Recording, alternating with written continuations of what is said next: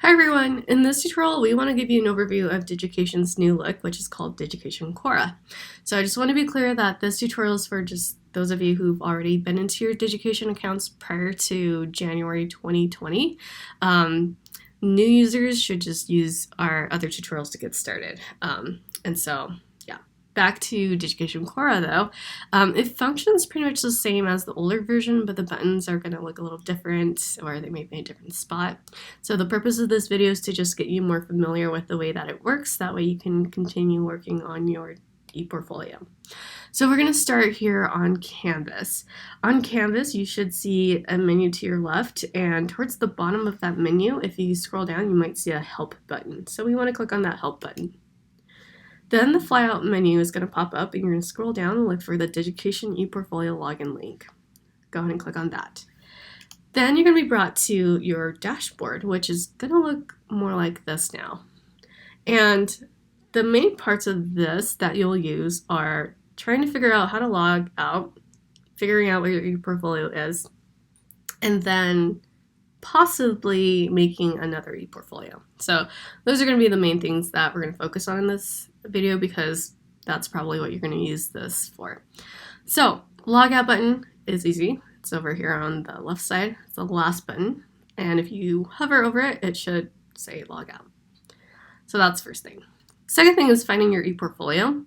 Your ePortfolio is in the center of the page, so if you have more than 6, you might have a show more button, and you can click on that to drop down the rest of it.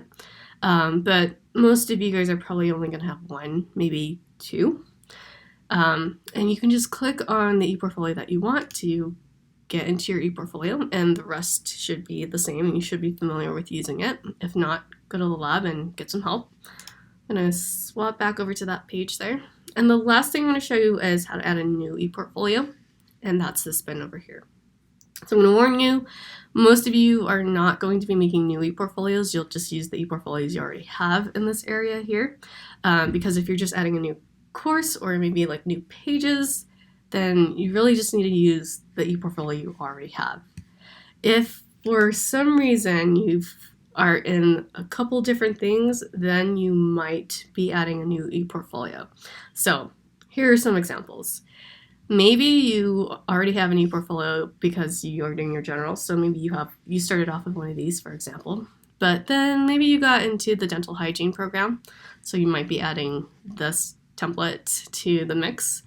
And maybe on top of that, you're also a civically engaged scholar, so you need that, or on top of that, you're a tutor here at Salt Lake Community College. So that is one possibility where you might have more than one ePortfolio, but for the most part, most of you guys are just going to have your one ePortfolio, and then you're going to add the pages to that.